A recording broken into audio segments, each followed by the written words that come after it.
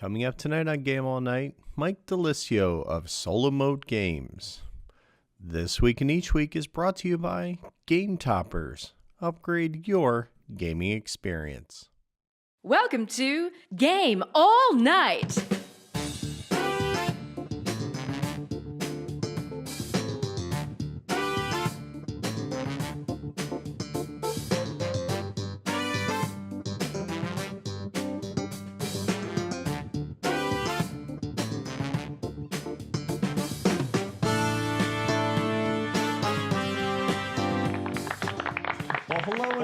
Welcome to another Game All Night. Tonight we're about to be shortly joined by Mr. Michael Dilisio of Solo Mode Games and sporadically bored, which we'll get to that. I have a beef with that. A little bit. How are you doing, Mr. Dan? Splendid as ever. Yeah. Which is fair to middling. We aren't dodging snowstorms this week, so that's a good thing. The weather going into the Thanksgiving break here is looking smooth. I shouldn't date us with that kind of. It's all right. General holiday season. We're staring down Thanksgiving today. That's not a problem. It's all good. It's in front of a live studio audience of a live studio cat. There you go. Hey, wait, we can't do that. Draft Mechanic does that, and I've never seen the cat in my basement, so that's not going to help at all. So Dan, sir, what are we drinking this evening? Yeah, it's a good night here. So you have from Hardywood Park Brewing out of Virginia, a cool brewery that was near the forefront of getting craft beer into Richmond, Virginia. You have their Hopkeeper Double IPA.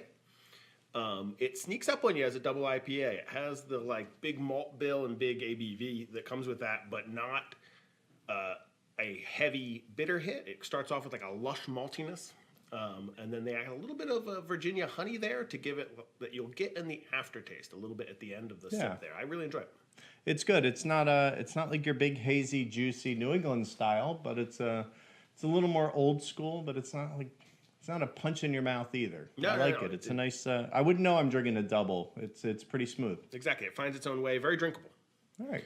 Now, I guess one day we'll have to get into what really constitutes a double, other than it's really just up to what they say, right? Yeah, I'm not a genre guy. Yeah. So beer styles, they can call it whatever they want, make up a new one on the spot. I'm comfortable with that. I'm not a beer judge. I don't need to judge them on how closely they stick to some style guidelines. Fair enough. And what are you having? Because you look a little darker. Yeah, a little bit. Than myself.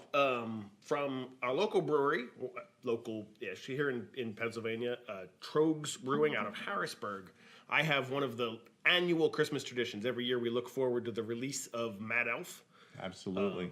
Mad Elf is a Belgian ale with a spicy Belgian yeast and then brewed over cherries. And again, honey. There's a theme here. We both have a little honey adjunct in our beers. Right. But it comes in at about a festive 11% ABV and part of my Christmas every year. That's a big glass of Mad Elf. And anybody who drinks this knows that it's a heavy hitter, but it's delicious. My personal favorite, though, is the Naked Elf that they do without the cherries. I think I prefer the traditional Mad Elf, but Naked Elf's a nice. Yeah. Also, if you sit on it for about 6 months, the cherry mellows out and it actually gets more alcoholic. That's what you needed. Exactly. Somewhere around July, I'm like, well, you know who strikes me as somebody who likes his heavy-hitting alcohol? I think Mr. Dilisio seems to be like somebody who would enjoy such libations. Are you enjoying anything this evening? Chris, let me tell you, I came really heavy tonight. I really did. Right. I don't want to show you gentlemen up. I've got a not terribly good sparkling water. Oh, it's tropical cherry. I get a little nose of cat urine. It has a slight nail polish remover finish. So it's lovely, and cheers. Well, I like that you're on the cherry theme. So you even though it might be disgusting and taste like cat pee, you're still on theme. So I give you points all around for that. And I'll tell you what, Chris, you can't let this sit long enough for it to mellow. It will never mellow. It's not going to happen. In fact, it might actually get worse as the water evaporates. Mm-hmm. It might actually concentrate and. It really does. It becomes something that is barely drinkable. Oh, that's just not good. So what we're saying is, No. if you happen to be near your favorite friendly, non-branded superstore of nature and see a teal can, avoid it at all costs. Yes, run away. There's been a problem in aisle 12. Call the manager, alert the authorities. Just Something has gone knock it horribly over wrong. and take off like they did in Jingle All the Flee. Way. That's right. Just go. Oh, is this the movie? Is this the Sinbad movie, Jingle All the Way, you're referring to? Yeah, it was Is that right? the Sinbad and Arnold. I've seen a lot of bad movies, Chris. I've seen a lot of bad movies, and when you put bad Christmas movies into its own genre, that's a whole. And I'm not sure I've seen a worse movie than Jingle All the Way. It was pretty bad. Oh, just horrid. Like, I don't even think you'd see like reruns on Hallmark Channel if they're trying to fill like 380 Christmas movies in a year. They still would not put that back on. Absolutely, yeah. No, that's not going to happen. It's just horrible movie in every way. But I mean, come on, we expect so much from Arnold. I mean, the only reason Kindergarten Cop worked was because it was that bad, right? This is true. I mean, I guess, honestly, if you were the producer and you were pitched this movie, look, Arnold Schwarzenegger and Sinbad, right, in a Christmas holiday classic, who wouldn't throw their money at it? Yeah, I mean, it's like did it work with Danny DeVito? Are we calling Twins a success? I think that was successful. Right. I think Twins was, because that actually, I think like Ivan Reitman might have directed that. I think that actually had a little bit of comedy cred to it, and Jingle All the Way, there was nothing good about that movie, and not at all. No, and back then, oh man, Sinbad used to turn up in everything. Everything. Oh yeah, absolutely.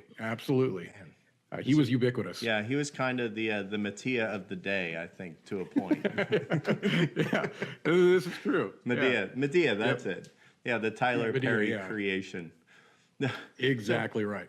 I'd say that's enough banter. We need to talk about board games, but you know what? Honestly, we don't even really do that. So we can just keep talking banter the whole time. Sinbad good. I mean, I love for the whole hour. Yeah. That's what I'm looking for right here.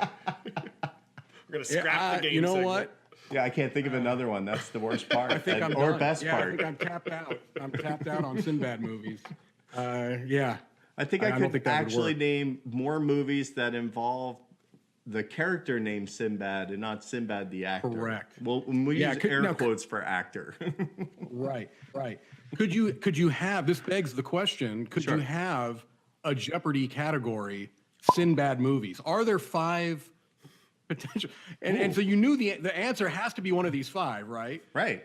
Because there's only 5 movies. So which one is Jingle All the Way the $200 question or the $500 question? Well, I think it's too easy. I think that's the problem. It's probably like the 200. But, I need an intern to find out stuff like this. I came with a game idea, and it's looking shaky right now. I'm telling you, there might be enough time for me between now and game time. I don't know that anybody needs that game yet. I don't think that's a request for it. Right? This is where we drive our viewer numbers up. Everyone's going to show up for all the Sinbad fans. Like Sinbad. Look, nobody wins in that game, Dan. Nobody wins in that game. No. We're all losers in the Sinbad game. Don't tick off the 3 people that watch consistently now. That would be not good business for anybody. But oh goodness. So it was kind of funny. I have to tell the story of actually getting you on the show. I think it was hysterical. Okay. So I email or Twitter message probably. That seems to be how I touch base with people. And I reach out to Mike. Mike, hey, I'd love you to be on the show. He's like, sure. What dates do you have? So I give him the next date we're recording. He's like, sorry, we're recording sporadically bored. And I'm like, wait a second. Because it was also like a week and a half out. Like it wasn't like tomorrow. It was a week and a half out. He's like, no, we're recording it. So I think you're a little off-brand on that one. You've cracked the code, Da Vinci. The issue is that that particular episode needed a little bit more pre-planning. it was with a game designer, and so we had to get a little bit more scheduled than we like to be. I mean, we do like to do things as impromptu as we possibly can, but that just happened to be the one day that we actually had something planned. It didn't affect the quality of the show in any way. The show was no better planned than it would have been if we did it in a 10-minute notice, which is as per normal.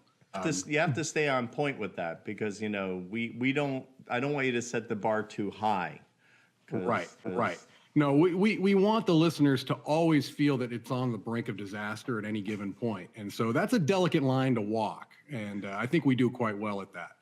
Disaster is always right around the corner. And I think the best way to kind of get there is to just kind of get Dan in a huff. I think seems to be kind of the best way to kind of start getting the train off the rails a little bit. And you and Matthew seem to team up on him.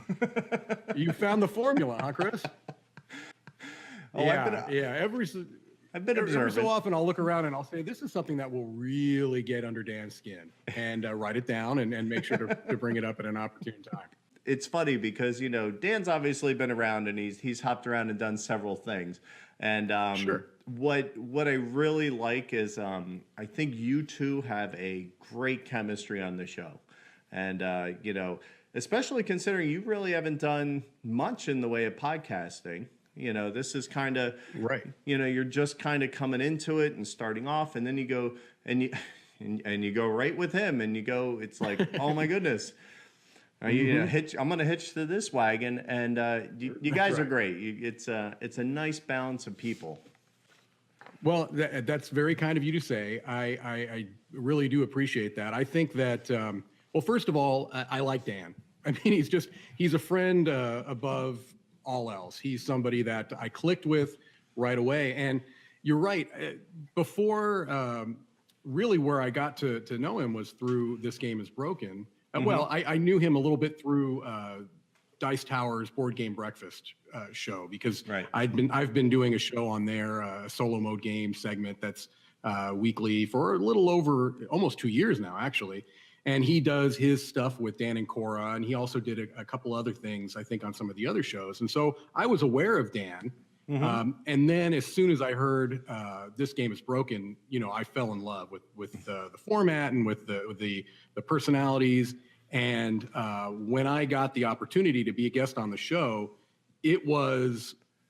I can't overstate how much fun I had. It was a joy from beginning to end.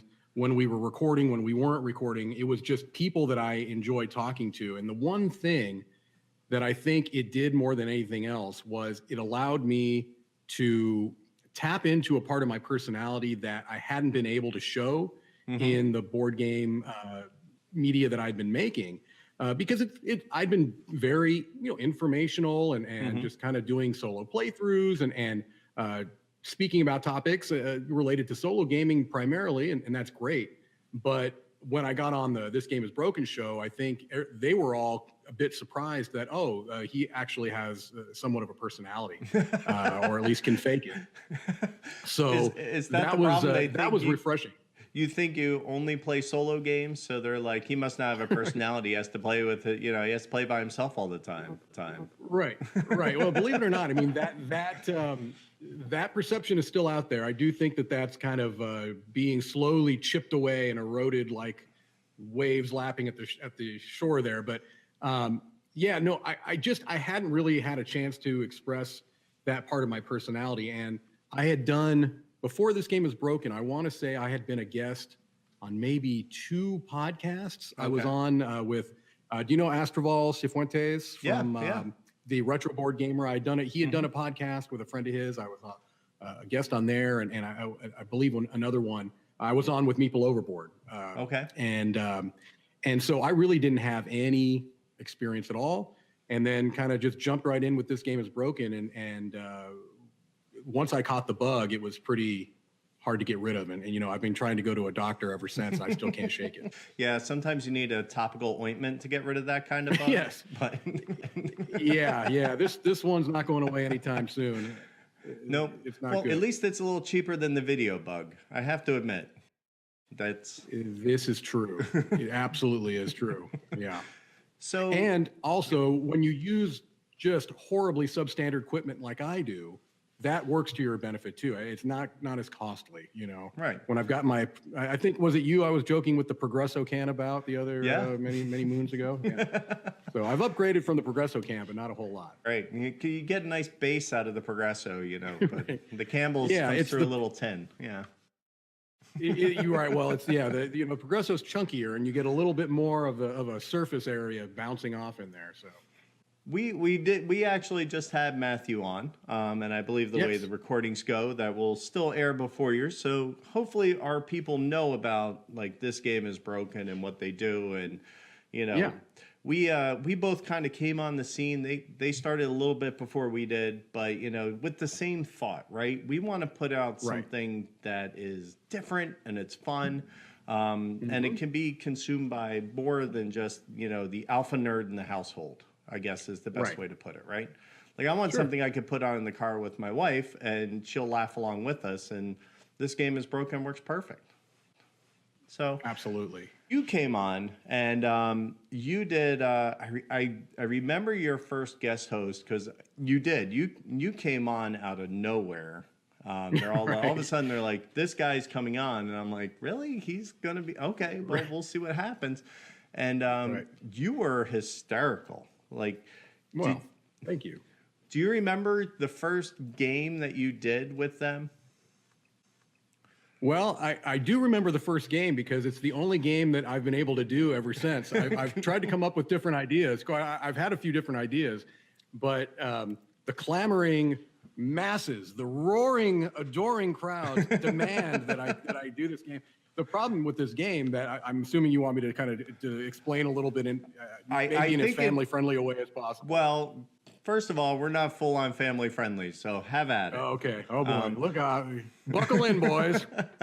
So there's none of those shackles and constraints. So that feel free, but it's again, freshman outing comes out of the gate and just totally just starts nailing home runs in clutch situations, and this is no exception. Well, I appreciate that. The way it was. The way it was just originally pitched to me was Dan had said, hey, do you want to just come on and do a guest host around where you maybe ask some questions about solo games and get them to answer some questions? And I said, yeah, sure. I said, but do you mind if I come up with, a couple of different ideas and run them past you? And he said, well, sure. And so the first thing I came up with was this idea of finding obscure solo games that no one would have heard of on Board Game Geek, kind of delving to the very bottom of that well, and it's a deep well, right? It's very deep. To find games that no one could possibly have ever heard of, and games that sounded vaguely filthy, that just had this sound that was just a little bit off, right? And so finding those games and then finding obscure, odd euphemisms. And also trying to make these euphemisms sound as filthy as possible, and potentially, because the name of the game was playing Big Pause with yourself, solo game or euphemism, and so the idea was maybe if you can in some way make it sound like it's some type of a self gratification, I'll say, type of an activity, all the better. They didn't all work out that way, but they all just kind of sounded vaguely filthy, but none of them were, right? They were, critters below, things like that. And so, I did it that first time, and it seemed to go over really well. And I just had a great time talking to him, and being a part of it was a joy from beginning to end. And so I was very happy when they asked me to come back on, and they wanted me to do, can you do the euphemism game again? So I'm like, yeah. So I've done it. I want to say at least 3 times I'm sure of, potentially 4 times. And my eyesight's still fine, by the way. The problem is that now I don't know if I can continue doing it because I'm running out of euphemisms. The solo game's not a problem. Sure. I can find a lot of really obscure solo games that sound very, very, very dirty, but the euphemisms are hard to find. And so that's where I think the well might have run a little bit dry on that one. So I've got other ideas, and so if they like to have me back on again, I'm sure I can come up with something ridiculous. It's definitely it fits their theme. It's definitely on brand, and it's hysterical. It does. I highly recommend if you're going to listen to an episode, that's a very good one to listen to, because I crack up every time. But much appreciated. Hey, it's my kind of humor. I can't I can't argue that. Yeah, I'd like to say it's not my type of humor, but I can't run away from I just get a kick out of it. I'm sorry. It taps into the junior high boy that I was. And what's hysterical is how many times it goes both ways. So like how many times they get it wrong, and you're just like, somebody really made a game called that? Like are you right? Are you... Absolutely. And there was no setup. Matthew in that first episode was a savant, and that's the word I used. I mean, he was a savant with these euphemisms. Like, not only was he able to tell that it was a euphemism, he was able to figure out what these euphemisms were, which were just really, I mean, it was amazing to me that he was able to do that. Pantless thunder goose was a euphemism for an ostrich, and he got that. Which there's no way in a million years I would have been able to get that. So, yeah, that was pretty fun. So, and that's, you just get a lot more of that. Now, I imagine that's got to be hard to top, even if you go with the British euphemisms and things like that. Aside from speaking a full-out foreign language, we really can't mine too deep, right? We got Britain, we got Australia, and us, and that's kind of that's about it. Yeah, maybe unless New Zealand has anything. Yeah, no, Canada's just the main slang in Canada is just different ways to say sorry. You know how they say in every language you can find out the things that are most important to that particular culture by the number of words they have to express that. So we have a lot of words for money. Right. The Inuit will have like 400 words for snow. I think Canada has about 1,400 words for sorry. So I think you're right. Yeah, they have so many different ways of saying I'm sorry. Oh, but it sounds so nice. It's almost like you want to make them apologize, just to kind of, this is true, my fault, and you're apologizing to me. That's so nice. This is true. So how did you go? I mean, obviously, I don't think you had actually met Dan in person yet, had you? I don't think that happened until Dice Tower Con, correct? That's absolutely correct. I hadn't met any of the This Game is Broken people until Dice Tower Con. I met Dan there and Matthew and the brothers Murph and Dave Luza, and it was just really, really cool to be able to. And the interesting thing is, not only was that the first time that I had met them, it was the first time they had all been together at one time. Was there, and so to be able to horn in on their fun and tag along like a puppy was a lot of fun. But yeah, it was nice. It was nice because when you interact with people either through social media, or even something like this, high tech space age polymers and everything, you don't necessarily know if that chemistry is going to be there.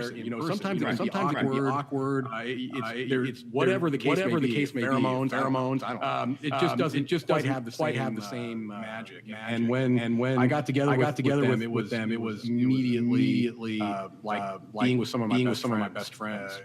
It was really special. And so it was odd. Out of nowhere, I kind of felt like, hey, here's some people that I know really well, even though I've never met them. Right.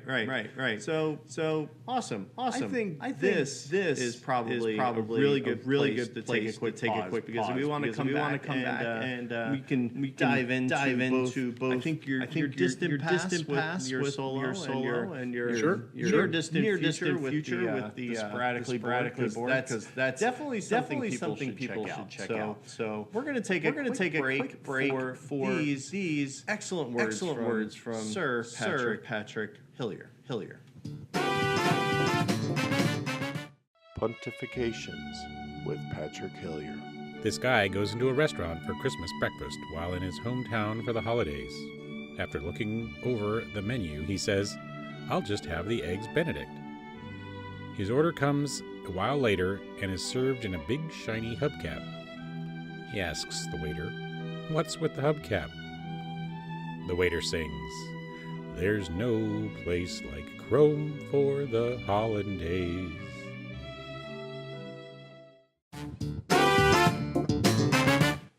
And welcome back, ladies and gentlemen. I just want to take a moment now. Now, Mike, what did you think of our edition there? Well, Chris, had I known that I'd have been serenaded by Patrick, I would have lowered my significant speaking fees because, boy, let me tell you, I'm feeling all a warm glow. It's either I don't know. It's either love or nausea. I haven't quite figured it out yet, but it's probably pretty acid impressive. reflux, Whatever it is, you know, that warm feeling. Right. It's either the water or it's Patrick's vocal styling. It's one of the two. I can't figure. Well, I mean, this honestly, that was Patrick's first time, singing one, and I think it was, when you have a really expensive spice like saffron or something, Right. You only use a few stems because you right. you use it very sparingly to kind of enhance it, and I think absolutely. Too much would be overwhelming. He's not so much a singer as he is a vocal stylist, I think. I think so. He takes a song and he makes it his own. And you never thought it could have gone there, and you maybe wish it hadn't, but be that as it may, it went there. Next thing you know, the car's in the driveway and somebody's sick on the lawn. It's, That's right. That's what happened. Right. Or as I like to call it, Tuesday. Wow, you made it to Tuesday. That's impressive. That's right. I tell you. So this water, it does strange things to you. So even better was this morning. I actually got a Twitter message from him, and I'll put the picture up of that very pun in actual life. Somebody sent him out of the blue, and I'm like, wow, that's kind of really funny considering it's the exact one that I'm going to subject Mike to. So that fantastic. Sounds good. I look forward to it. Yeah, make sure if you watch this, make sure you give a shout out to Patrick and let him know just how much you love the interjections and I think it's I want to make him feel valued too, because he's kind of our what do you think? Is he kind of our silent fourth member, Dan? You count absolutely. Yeah, Reuven's like 3.5 or 2.5, and then he kind of rounds us out if we round up, right? Yeah, and not so silent. Like, I mean, that applies to some folks. But yeah. How long? What's the cutoff? Because I just got like fancy artwork done for Dan. Now I don't have dice people for all my staff. I'm not that cool, but I reached out to Ryan and got Dan's artwork done, which I thought was pretty amazing. I dare say cooler. That's great. Ryan Goldsberry styling. Oh, it's good stuff. Yeah, it's good. It's awesome. I love that art. Love that art. Yeah, so when he said he could do it, I'm like, sweet. So I'm getting some business cards made for Dan. At what point do I have to do that for Patrick? Oh, boy. As soon as he hears this episode, I think is when. Oh, yeah, I think you're in it now, Chris. I think it's all over. Hey, I already made him the little Futurama head in the jar thing. Like, I totally made that for him. So I think that should buy me a little extra leeway. Yep, keep telling yourself that. All right. Maybe that... Well, let's put it this way. If you think Patrick should get some fancy artwork done by Ryan, I highly recommend going to podpledge.com or patreon.com to help make that a reality. We'll pop up our sub goal right here once we hit this number. There you go. Yeah, I don't really shill much on the show, but, hey, that's the kind of improvement that's worth paying for. But that's right. That kind of stuff doesn't come cheap, let me tell you. But, the best things, you get what you pay for, right? So this is right. Yeah. And honestly, after just that little snippet of singing, I think you might want to make some type of a financial goal, maybe, right? I don't know, a CD of Christmas songs. 12 Days of Patrick. The 12 puns of Patrick. There's got to be a 12 Days of Christmas with puns on it. There's got to be. I'm sure there has to be. Yeah. There has to be. I'm sure that's out there. Absolutely. So we'll definitely have to get on that bandwagon, I think. So enough about this. Will never be spoken of again. You're not fooling anybody. This will never be spoken of again. Probably not. And it'll be on some deep cuts. Someone will like remind me 3 years from now. I'd be like, hey, whatever happened to that thing with that guy who did that thing? And I'll be like, what are you talking about? I don't know. It'll go that way, right? You know, when my head's this big and I can't get through the door anymore, and that's right. I've stepped all over the people who got me. Right, you know. Sure. Hey, the only way that's how you climb the ladder. You stand on the man who's below you, right? That's of course. I mean, right? that's the way it's done. Yeah, absolutely. I mean, come on. It's the American way. Come on. Sure.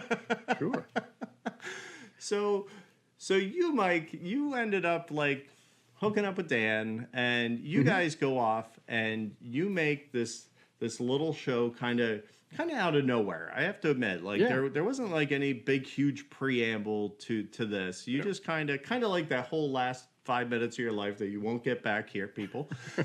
Right. Just kind of came up with this, and the best part is you guys just kind of talk about anything. Like, so right. I'd ask where the idea came from, but I that would imply that there was an idea in the first place. Correct. So, yes, that would imply some type of planning and thought process that went into it. Yeah. Right. It's not the 2-month ramp up to build it, right? No, not at all. Well, surprisingly, there was consideration in the non-consideration, if that makes sense. We actually did kind of talk about, okay, we'd like to do something together, just really literally because we enjoy talking to each other, and we're both narcissistic enough that we think other people might like listening to us talk to each other. And our thought process was, okay, why do we want to do this? What do we want to get out of it? What could we offer that's not out there? And that's really where it came from. It was, look, neither one of us want to, and I don't want to speak for Dan too much, but I will. Everything I say is exactly what Dan thinks here. No, neither of us wanted to feel like we were too tied to a schedule, first of all. Neither one of us wanted to ever feel like we were doing it out of a sense of obligation, or look, we said we had to do this every week or every 2 weeks, so we got to kick one out. That's never going to be the motivation behind us putting out an episode. We very specifically didn't do a big, preamble of, hey, this is coming, get ready. We really didn't want any of that. Not that we don't like people to listen or don't want people to listen. Like I said, our narcissism fuels that by any, by any stretch. We'd love for people to listen, but we hope they're listening because they like what we're doing. And what we're doing is very broad strokes. We have, generally speaking, a topic, and we'll have a guest on that will talk about that topic.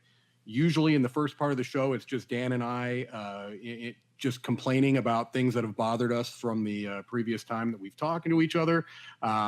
He's definitely let me tap into my cranky old man. So we talk, we complain, we will occasionally mention games that we've been playing sporadically, so to speak. And so it is a board game podcast, but as you said, Chris, we very much go off on tangents, and we don't go out of our way to do that, but we just let the conversation go where it leads us, and we don't feel like we need to rein ourselves in if it tends to be going off of a board gaming topic, or even off of the topic that we've said we're going to talk about. I mean, if we find a strand of conversation that we find interesting, we're just going to keep going. And the feedback that I personally have heard that has been the most gratifying is that what I think we're trying to do is coming across to a lot of people, that it feels very conversational. Mm-hmm. It's the furthest thing from scripted. I can't emphasize enough how much this is not scripted or planned, really. I mean, we do have topics and things like that, and we're trying to toy around with, getting people on Facebook to ask us questions that we'll talk about, but we never discuss this stuff beforehand. I mean, we just kind of go with it and see what works. And as long as we both continue to enjoy doing it, we'll do it when we want to do it, as we want to do it. And that's the other reason why, we've been, avoiding the crowdfunding angle. Nothing against, no judgment, or for anybody that wants to do that, more power to you. Do your thing. Right. But we don't want to feel beholden to anyone but each other at this point, and barely even that, quite honestly. Well, I mean, it's funny because it's almost the exact opposite of the approach that I took starting this up. Because for me, I kind of did not so much the scripting of the show, but like I did full mission statements. I did core values. Right. Like I had a very distinct picture, but you know what? But I spent a lot of legwork, getting that and fleshing it out so that you don't have questions when you're sitting here, or you don't have huge changes that happen like mid-season when you all of a sudden say, it'd be really nice if, there was a blue curtain back there instead of a wall, or, no games. Like I was very, very, very specific when I set it up, but it seems like you did design a framework and you did say, this is what's important to us. It's just not as, delineated, I guess is the best way to put it.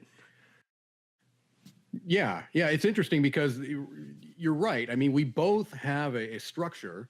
We both have a format. It's just that to some extent, our structure is to be unstructured. Exactly. But that's a conscious decision that we're making, just like you're making a very conscious decision. And I can tell you from the standpoint of a guest, I would much rather be a guest on Game All Night than on Sporadically Bored because you give it's a very seamless process. If I can, show how the sausage is made a little bit. It's been, feel free. Very, very nice. I mean, you have a very, very regimented process that as a guest, I have no questions. And we look, I mean, I hope that when a guest comes on Sporadically Bored, that they don't feel like they're completely at sea. I mean, I am playing that up a little bit, but I will say it's certainly not as polished as your whole thing is. I mean, I love what you've done to the place here. It's lovely. I mean, honestly, it looks fantastic. It sounds fantastic. And the effort that you put into it shows, but we're putting our efforts in different ways. We're just we're both giving an effort just in different ways. Right. And I think the idea is you want something that's, it's the comfortable slipper, right. It's just kind of, oh, hey, look what just showed up. It's like, you just found your slipper because it was hiding in the closet under your pile of dirty laundry. And all of a sudden you're like, oh, I can wear these again. Exactly. I don't know where this slipper has been. I'm not sure I feel comfortable putting it on, quite honestly. I'm afraid I'm going to get some type of communicable disease, but I'm going to put this slipper on anyway, by golly. Yeah, and I think that's fair. And, I would love to get Dan on the show at some point, but, I think we kind of have to wait until he has his outdoor set, because if he shows up with anything less than, the sprawling hills of Huddersfield in the background, it's a letdown. Right? It is, yeah. Because he's a brand unto himself at this point. This is absolutely true. And yes, if I ever someday get to gaze upon the rolling hills and verdant valleys of Huddersfield, I'm sure that it will be a life-changing experience. It does look amazing on those pictures that he posts hourly. It's really, really beautiful. Yeah, and you can watch any one of the many propaganda films if you're ever feeling, This is true. Yeah, with Dan taking on the role of Stalin, he's standing above as your friendly father come to Huddersfield, and all of your cares and desires will be fulfilled. It'll be lovely. It's just lovely. Will. A little spot of tea, and then we'll hop down the pub, and it'll all be fine. Absolutely. So you did have life before you met the British invasion in the flesh. You spoke about it earlier. I've had a rash lately. Well, a different type of rash. I'm so sorry to hear that. A different type. I've had a bunch of people on lately who have all been kind of the board game breakfast, the first class, as it were, that kind of, and I hearkened back in a few episodes ago about the feel of like the Saturday Night Live, like, the different kind of classes that go through. And I kind of feel like, you're part of, you're the Steve Martin and the Eddie Murphy. Boy, genre. I love that comparison. I'll take that all day. Steve Martin is a genius. Right. And it's funny. It's one of those things where I still get outright amazed when he plays the banjo. I'm like, wait a second. You can't be both funny and awesome at the banjo. That's no. Right. No. And an amazing author. And he's incredible. I absolutely love Steve Martin. He does it right? Like when you get when you get the fame and you get the money, he's spending time learning new things and bettering. I love that. Absolutely. Love that. Yeah. So, and he's also teaching he's teaching upcoming comics too. He does workshops for up and coming comics. And so I mean he gives it back too, which is nice. Yeah. Yeah, it's fantastic. And I'm going to recommend another Steve Martin movie that probably 5 people have heard of, even though it stars Steve Martin and Eddie Murphy.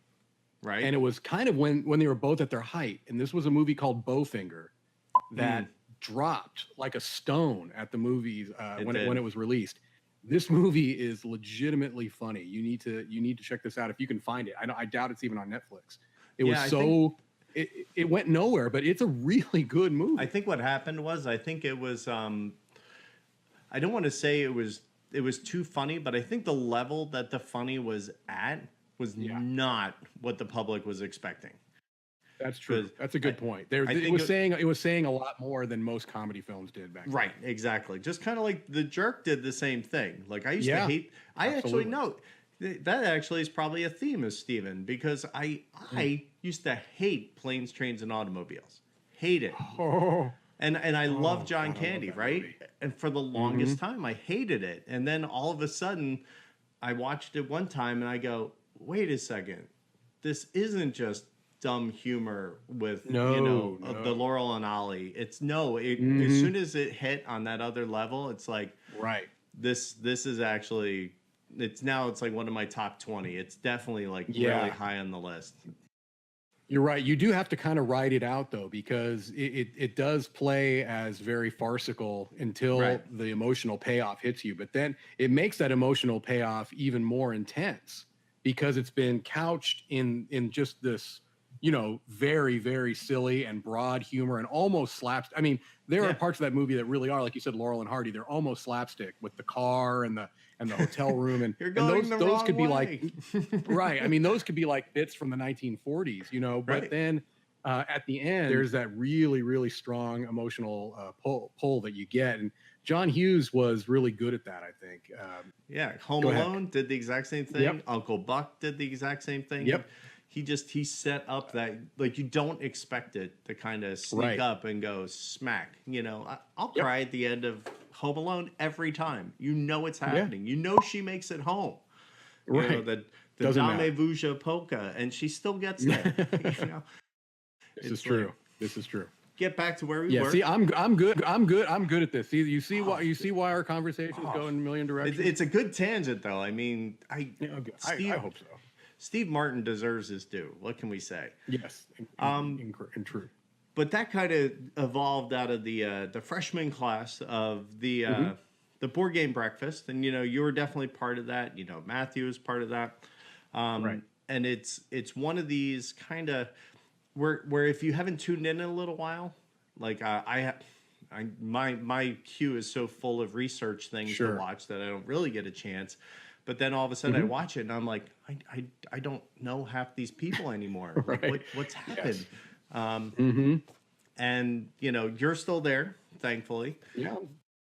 Still doing my thing. How much of it is a conscious decision? Like, this is what I do. These are the things I play versus this is a part of the hobby I enjoy. I can talk about that. And I have, a good repertoire of stuff to talk about. Where did that kind of decision come from, the brand that way? Right. Yeah. No, it's a good question. I don't know that I can quantify it perfectly by any means, but I can tell you that just generally speaking, I had been wanting to make videos for over a year before I actually went ahead and did it. It's something that I had been consuming board game media content for a long time, and just, I guess, was egotistical enough to think that maybe I could contribute something. I'd like to say that it was all this I'd like to give back, and there was a part of that, but I also thought that maybe, I might have something to offer a little bit different. But you're right, I had to kind of find what do I feel like I have to offer, and what it really came down to was I would say in the few months before I decided to start making videos, I had been feeling a bit of anxiety around the amount of games that I had in my collection that I wasn't playing much, if at all. And so I started to make a very conscious decision to cultivate my collection so that it would include more games that can be played solo, really as a way to deal with the sense of, okay, I know that it's going to get played even if it's just by me. Mm-hmm. And in so doing, without really knowing it, because I wasn't a big solo gamer before I started to look into this world. It's not like something I grew up with and had been researching or anything like that. I just thought, well, this is a way that I can maybe feel like most of my collection is going to be played on a regular basis. And as I got into it, and as I started to find out that the kinds of solo games that are out there are legitimately enjoyable gaming experiences, that's when I thought, well, this is something that's, like you said, it's an underserved part of the hobby. Not that there weren't people out there doing it. There were some amazing solo content creators that are still around, Ricky Royal, and there's a lot of them that have been doing it. Well, I wouldn't say a lot. That's the whole point. There were some.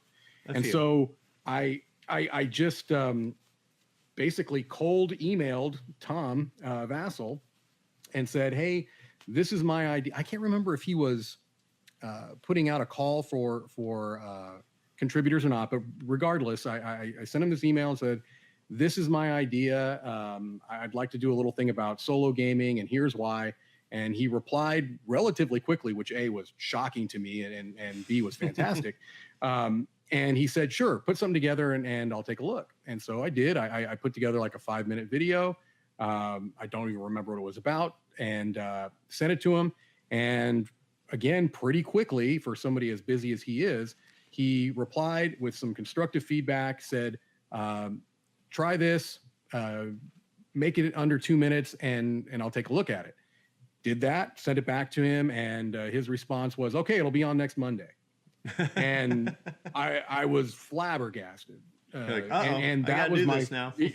Right. And it was like, oh, really? Are you seriously?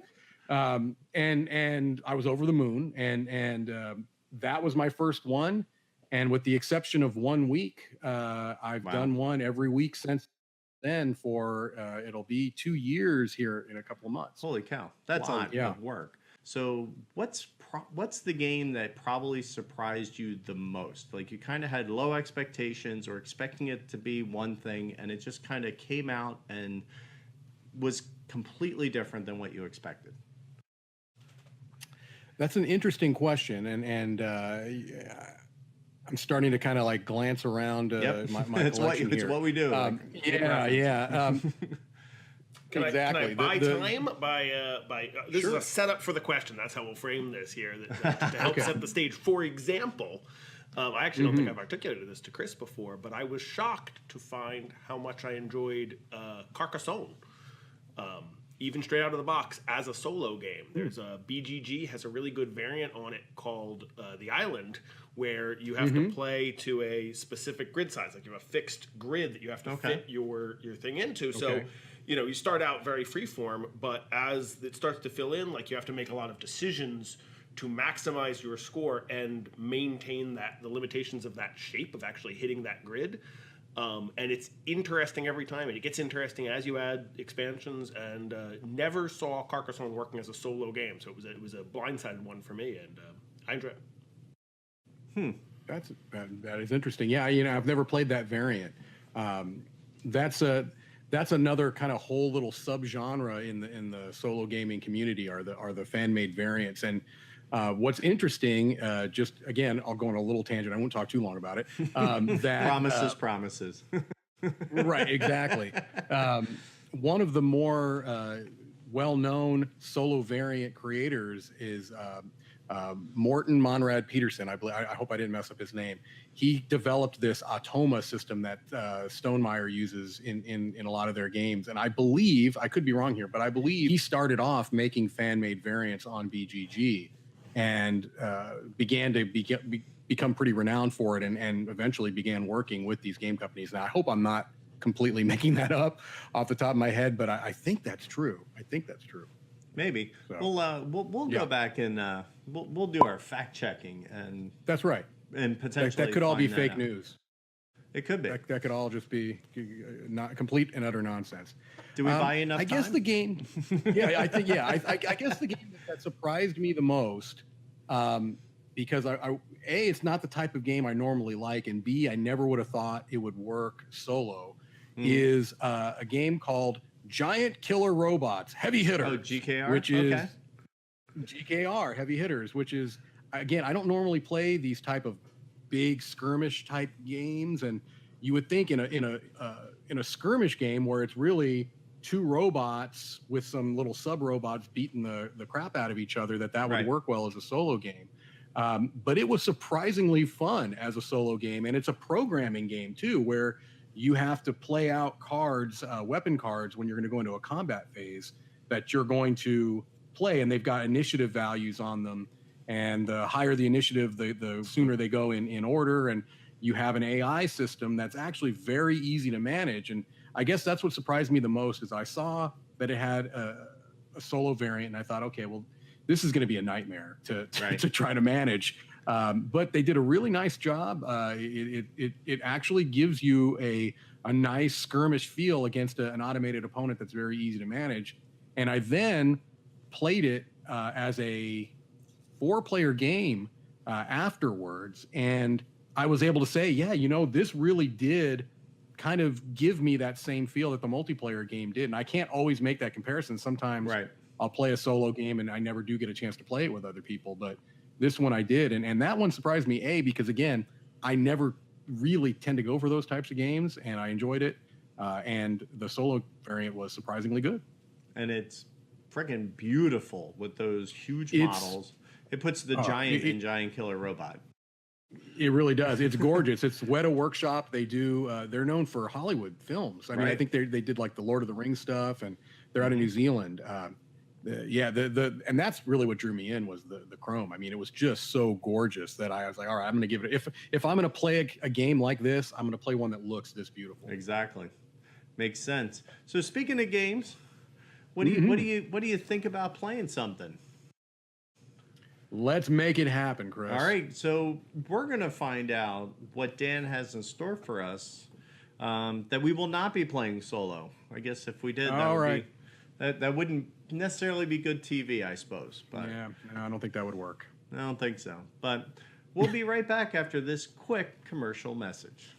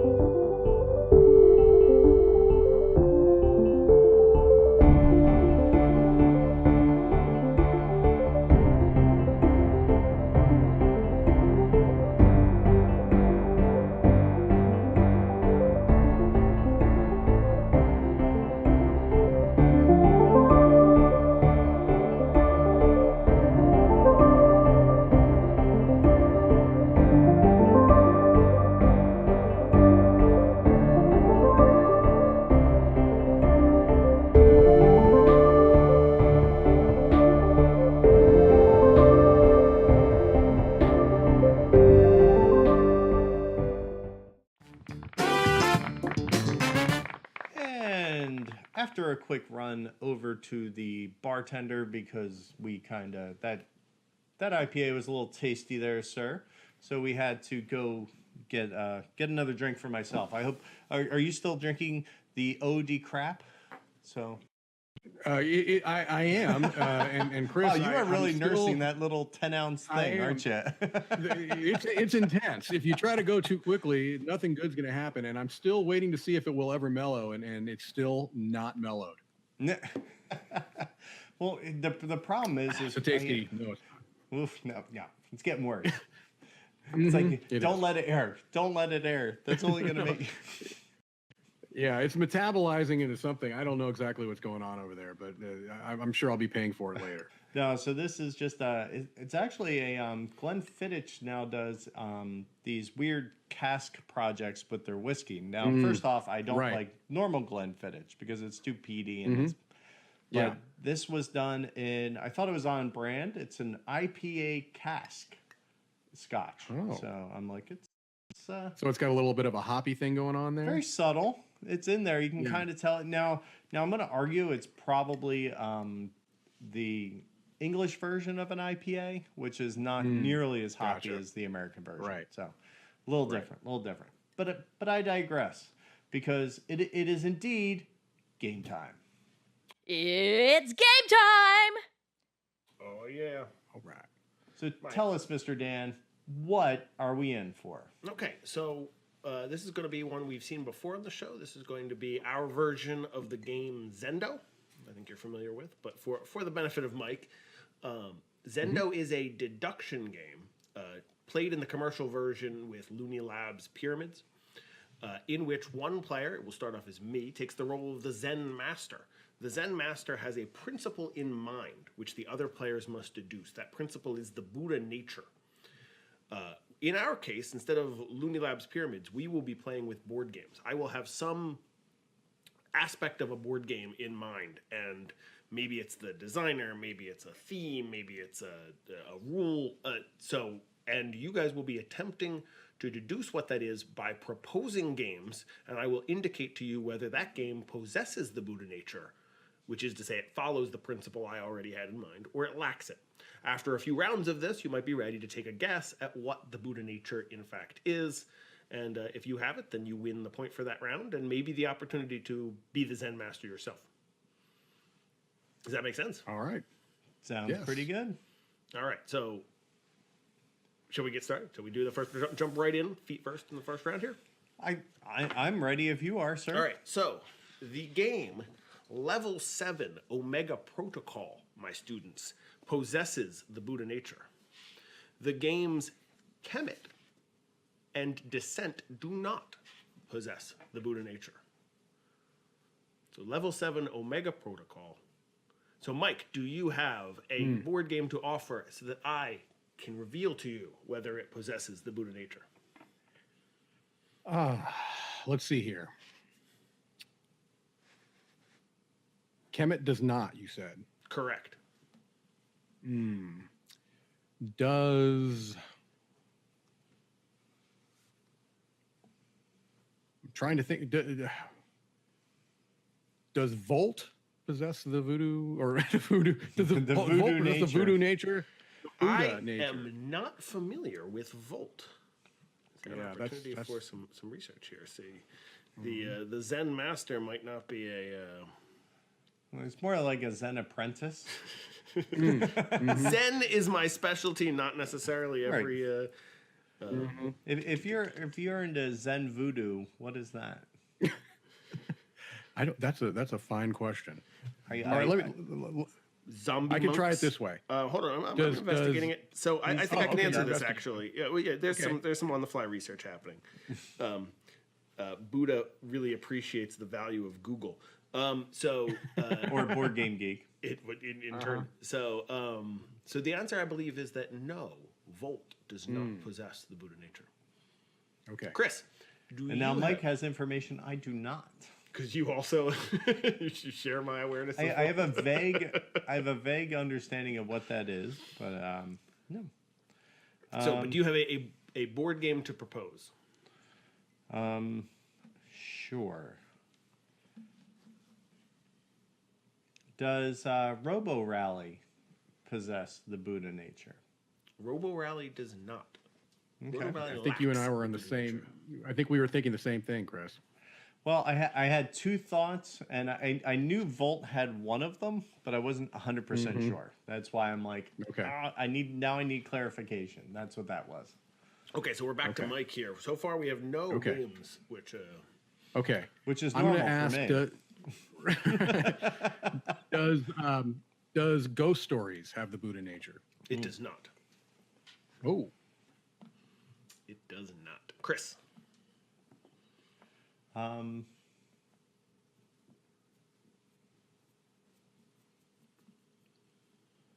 Does Aliens in Outer Space have the Buddha nature? Aliens in Outer Space does possess the Buddha nature. Oh, okay. Okay. So we'll go around one time before we come back. Chris, do you have a... Well, that was me, so it's Mike. I'm sorry, yeah, Mike. Okay. I'm trying to think of another game with this Buddha nature that I'm thinking of. Does Letters from Whitechapel possess the Buddha nature? It does not. Letters from Whitechapel lacks the Buddha nature. Now, it is actually Chris. Back to Chris. Do you do you have a game to propose for before I ask you if you think you have divined the nature of the Buddha? I think I'd like to guess first. Well, because I think I'm ready to guess. Okay, if you just want to go in cold. I do. Fine, I do. Fine. Go for it. Fire away. A game that contains aliens. That is correct. Oh. Yeah. Buddha. That's good. why I didn't. That's Volt good. wasn't helping me. Yeah, are the robots problem is, aliens? Yeah, I think I was confusing Level 7 Omega Protocol. I think I was confusing it with a different game. I think that was my issue. I was thinking of it as a programming game. Well, I don't think it's true. Yeah, but Yeah. I think we kind of fit that with the Robo Rally and the the Volt. And I kind of went nope. Right. And then when you knocked off co-op, I'm like, Right, that was my other thought. Yeah. yeah, I think it's aliens. If the theme of the game was a little hazy, so I should pick something that's a little more well known. So that's a note for the Zen Master needs to find. Make sure I'm not confusing. Well, you guys. took minis right off the table with Kemet. I So did. that was I a did. good. Right. I tried to prevent some misleading things. I tried to prevent the Yeah, modular map with Descent too. I didn't want you guys going down every rabbit hole. So Yeah, no, that was good. So I can keep this rolling, but Chris, if you happen to have one in mind, you have earned the right to take a round as the Zen Master. Well, why don't you, sir, do another one? Sure thing. I think that was a nice warm up. Okay. Yes. So this one, I will say that Carcassonne, mentioned earlier, possesses the Buddha nature, but Dominion lacks the Buddha nature, as does the Pokemon trading card game, does not have the Buddha nature. So, Mike, do you have any games to propose? Sure. I can't imagine it's this simple, but does Isle of Skye possess the Buddha nature? I'm afraid that it does not. Chris, what do you have for us? Well, he took that one right off the table. Really did. But that's a good thing. All right. See, that's deduction. If you can cut the universe of options in half right away, you've made a lot of progress. Right. So now it's just kind of... And this is the nature of Buddha, is that every answer you learn something, whether the answer is correct or not. So now I kind of struggle with trying to find games that match the question that I have, because I learned last time when we did this that sometimes you can ask too specific a question and you miss getting the point of the question. So now I'm concerned.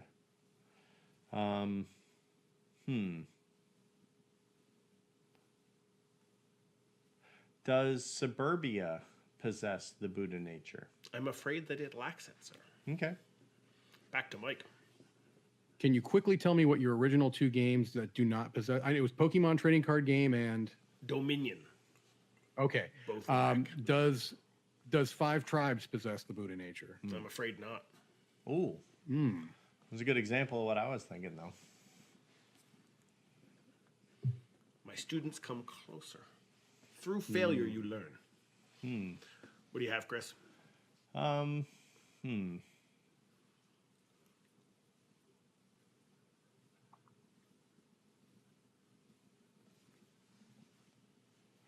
see, the one that kills me is the Isle of Skye. That really that takes a lot off the table. They're such similar games. Well, it takes a few of the things that I would have expected. It takes them right out of the running. How about Macau? Does Macau possess the Buddha nature? I am afraid not, my son. So I do have additional clues I can offer, other games that qualify, but I think we'll go one more round before I Okay. All right. before I reveal anything else about the Buddha nature. Okay. Your inquiry is the real. We're barking up different trees. I don't know if they're wrong. Yes. Well, they are wrong, obviously, but Yeah, they're clearly wrong, but they're wrong in different ways. exactly. Completely. Let's see here. Does Between Two Cities possess the Buddha nature? There is an essence of Buddha in Between Two Cities. But it's not full on Buddha nature. This is all that I can offer you. No. So my Arc de Buddha's being Triomphe very has vague. yeah, it's very vague. Buddha is vague. All right. So last one before the clue. Well, I don't know. Maybe getting close took the clue right off the table. Go ahead. See. So that one's on the cusp, huh? That one's not in. That's not in. Note taking always useful in a deduction game. Does Orleans possess the Buddha nature? It does not, my Steve. All right. Do you mind if I throw another obscure one out there that you may have to look up really quickly? Oh, it's my joy. Yeah. Sure, fire away. Okay. It's a little button shy wallet game called Sprawlopolis. Oh, I'm actually familiar with Sprawlopolis. Okay. Does this And hoping possess the we're Buddha going to see nature? Button Shy at PAX Unplugged. I'm actually hoping to pick up a couple of Okay. wallet games. I should not have assumed, Buddha, Carl that you would not sells be them. familiar with this game. Carl has several of them. Jason dropped off a big load. I got Circle of the Wagons. Nice. The Circle of Wagons and Sprawlopolis are both on the list of things I would pick up. Both upstairs. But however, so I am qualified to answer that Sprawlopolis lacks the Buddha nature. Qualified's a weird term. Yeah. I'm qualified Okay. for little in this life, but answering this question is one of those things. One of those handful. So at this point, I will, in the interest of saving the viewer from additional frustration, and They're all yelling at the TV if they're still tuned in. in aiding your enlightenment, I will offer as a clue that Clans of Caledonia possesses the Buddha nature. Now, based on that, Chris, do you have a game to propose? Sure. Agricola. Does not. Well, now I'm completely at a loss. I have done my utmost to hasten your enlightenment, but Yeah, well, you suck. I can tell you what you can do with your enlightenment, Dan. Carcassonne has literally 3 things in it. Yeah. see, perhaps you seek in the wrong place. So, what have you? Okay, so Between Two Cities has an aspect of it. That's Correct. the only thing we've gotten close to. Right. And I have offered that Carcassonne and Clans of Caledonia are both. Right. Shine with the light. I'd say it has green tiles, but I think Isle of Skye has green tiles. I'm thinking it's connected to scoring in some way. That's what I'm focusing on, this idea of either something. I'm just like stuck on this idea of it being stuck with some kind of scoring element. And you see, this is the essence. And I'm stuck on all the bits. The essence of Buddha is that you must not be overly focused. You must release these couplings to the world that you have now, and let your soul seek within all the many aspects of Carcassonne. I've got a really stupid guess. Sure, fire away. Stupid guesses are our favorite. Games that have C in the title. That is correct. I have city. Yeah, No, it has cities was C. our, Yeah. the letter C. Was in fact. Macau had a C in it. Well, it didn't. None of the words started starting with C. letter. Let's not starting get- with let's not C. get See, I thought it was like so Suburbia came from Isle of Skye took out the tile placement and the roads, right? Yep. And Suburbia took out city building. And then Five Tribes, you took out the meeples. Meeples, yep. Yep. And then Macau took out games that are named after cities. Oh, I didn't even think about that. And then Orleans, I thought you were going with the laying of. Yeah, and then with Between Two Cities, I came up with Orleans because things drawn out of a bag was, and then farmers for I was all over the map. Yeah, and then when Buddha was telling me to not pay so much attention to those types of things, I was thinking, okay, what's the most surface level thing we've got going on here? So you know what I suck at, Mike? You remember back because you and I are of the same generation. Sure. We're not anything that ends in ul. No, we are clearly not. The posters in the malls. Relax your eyes and you'll see the picture. Oh yeah, the op art stuff. Never saw the fishing boat on the sea in those stupid posters. Nope. Mallrats. And that It's a schooner. Yep. Mallrats did that whole bit on it, and you remember the guy? Yep. Nope. The Chris Farley wannabe guy. Seinfeld did a whole thing. Yeah. Seinfeld did a whole episode with where Elaine's boss, Mr. Pitt, could never see the poster, and Kramer was he was able to see it. So yeah. Oh yeah. He was able to relax his eyes, I guess is what they said. I guess nowadays it was always look through the picture is what I was told. Yeah. Look through the picture. I'm like, what? If I could look through the picture, I wouldn't look at the picture. Right. Yeah, that exactly, and then I guess it's the equivalent of the what color is the dress? I guess that's the equivalent nowadays, right? Yeah. No, don't get me started on that. Oh, well, no, we don't have to because we're both grumpy old men when it comes to this one. This is right. It's all an elaborate scam, a Ponzi scheme. Quick game pause out moment. How the hell did Sporadically Bored not get named Grumpy Old Men Podcast? Like, come on. Yeah, I mean, it's been proposed by listeners that we go in that direction. I don't know that we necessarily knew we were going to be going quite down that path when we started this, but that's really naturally where things took us. Just call it Get Off My Lawn, just kind of. Yeah, basically Shouting at Clouds, the podcast. Yeah. Yeah, there you go. Exactly. Yep, I see you up there. Fair enough. All right, game on. Quite literally. So after 2 rounds, our score stands at 1-1. And everyone has managed at this point to divine the Buddha nature at least once. Is anyone interested in taking the path to enlightenment themselves and being the Zen master? Well, Mike, you got that last one. If you would like to take a crack at it. I can give it a shot. My only concern is if you give me a game and I don't know offhand if it fits the Buddha nature, but I'm going to give it I'll give it a try because why not? It's on us to describe it as best we can. We'll do. What do you think makes sense, Dan? Mechanisms, I guess is the right word. Mechanism setting. This is entirely up to Mike, in my opinion. Does that make sense to give you that? I had something different in mind, but that it's pretty broad. I think. All right. I think we can make it work. We'll give it a shot. Look, if these crashes and burns, it's not my show, Chris. Hey, absolutely, and it's not like I'm going to cut it out. Exactly right. If we're perfectly frank, I almost the long suffering is one of my is delicious. Really, I think there has to be viewers out there that share my taste that just want to see us all squirm. So I cut all the squirming out, but perfect. Incorrect answers. I apologize if I appear to be looking around me. It's because I'm looking around me to give myself some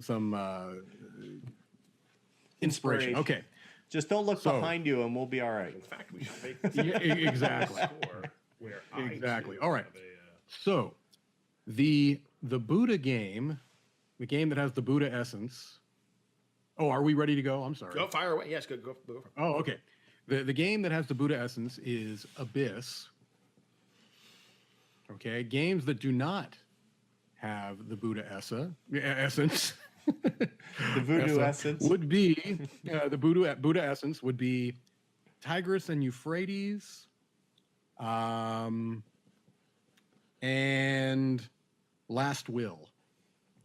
Would that be Tigress and Euphemism? Yes, indeed. I think that's a rebranding just waiting to happen. It is. It absolutely is waiting to happen. All right. So do I choose who's going first? Absolutely. Dan, what do you got? Well, allow me to ponder. Turn the tables. I like it. Sure. So Reef Encounter. I don't know if you're familiar with Reef Encounter. I am familiar with Reef Encounter. I am absolutely not going to be checking myself really quickly here, though. Whilst, but I believe I'm familiar with it. This is just subtle trivia note while you're doing that. Correct. I'm so worried about ruining it. Okay, yes, it does not possess the Buddha nature. This is the game that has sat on my shelf of shame the longest. Because I bought it specifically because I'm a diver and it has a reef, and it still sits unplayed after 6 years now. Yes. I almost don't want to interrupt that streak now, because we could play it at I offered it and you turned it down. I don't recall any of it. Because you couldn't teach it. That's why. Right. All right. So you said Reef Encounter. We said the Abyss. Last Will takes that out of the equation. Abyss has it. Last Will does not. Tigress does not. Does not. Does Five Tribes possess the Buddha nature? Five Tribes does not possess the Buddha nature. Okay. I think it's also funny when you're being the Zen master, because you know what you think, and then everybody starts going down these holes, and you're like, "What are you thinking? Where are you going?" I'll tell you the truth.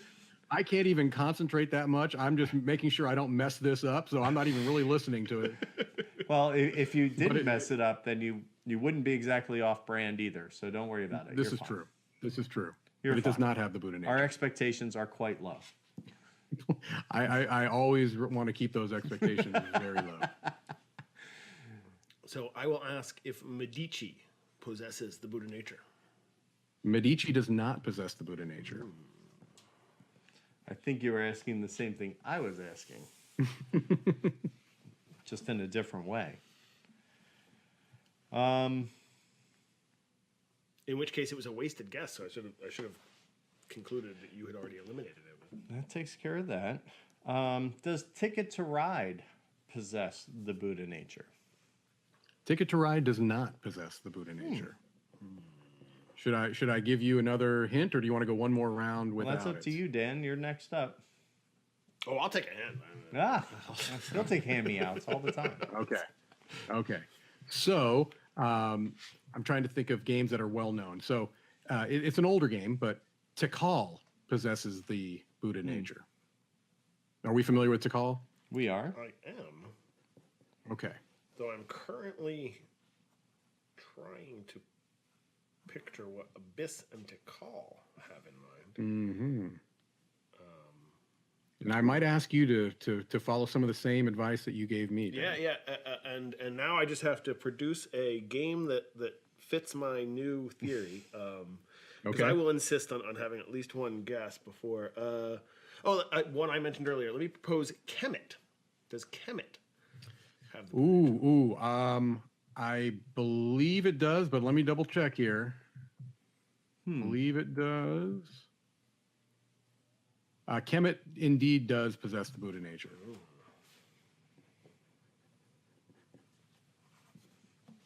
We grow closer.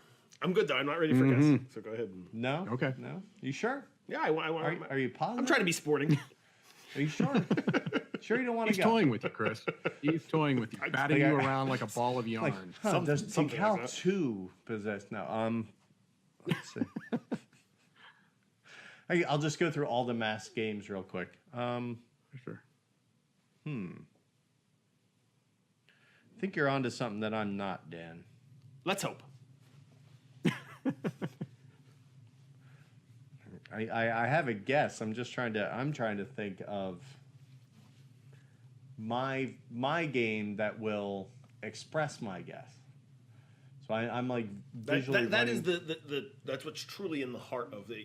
If I were to get formal about how the game, the real game actually plays, you earn the marbles that give you the right to guess by proposing a clue. So you must first have a successful koan, a good guess before you're allowed to attempt to divine the principle. There's also a whole thing where the other students try to guess. Mm-hmm.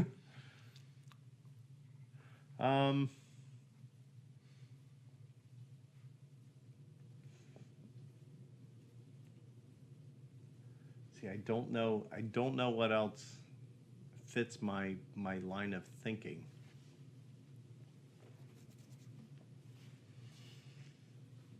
In all the universe of games. Yes, it's now, of course, Mike and I are cheating. Both of us have access to Google, where you do. No, not. you do. This is true. This is true. So I'm just going to make a guess. Okay. Because I have my theory and I want to guess it.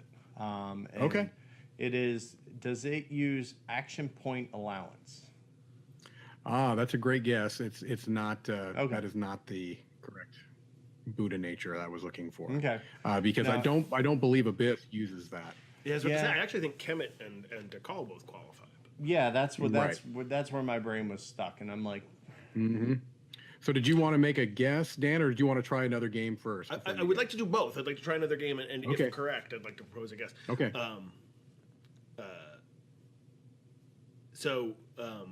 What I would ask is whether this game itself, does Zendo possess the Buddha nature? Oh, I have no idea, so I'm going to look that up. Let's see here.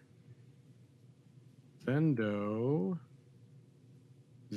indeed does possess the Buddha nature. Then may I guess that the title is a 5-letter word? Oh wow, that's great. That's not what I was going for. How did I get? Oh, Dekal doesn't. Yeah, Dekal fits. How does all of these fit? And that. Okay, all right. That is really amazing. Oh so boy, Chris, at this point, you or I in the same place. I think totally blew it wide open, didn't it? We're gonna need more clues. All right, so are we still going, or am I telling you what it is? You can give me. Do you have one more clue? Sure, I can give you another clue. Let me think of another one really quickly. He says, as he's reaching for time, I'm trying to give you a different example of this.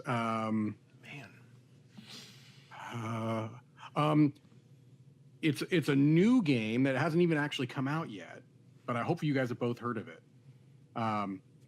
Victorian Masterminds. Are you familiar with this one? I am not. If not, I'll come up with a better one. I'm just trying to think of big examples of this. I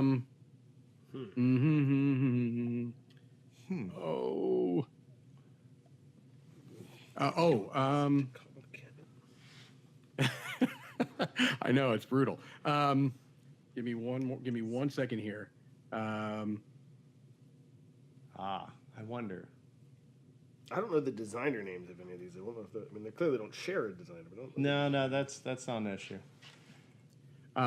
Shadows over Camelot also okay. possesses the Buddha nature.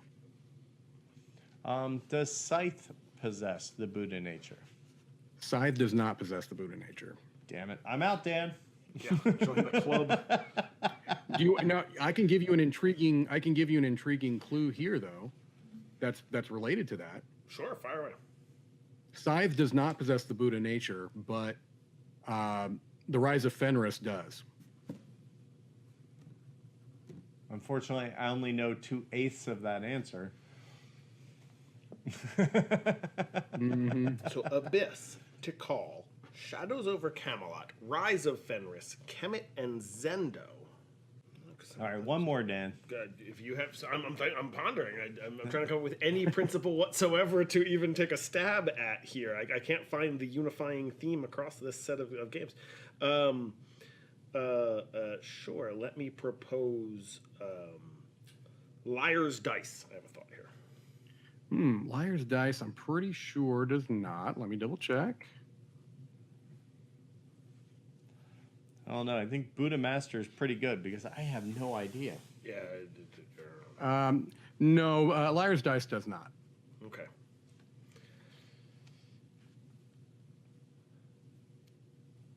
Well, that takes dice out of the equation. Shall we rule out that? Well, I think dice was already off.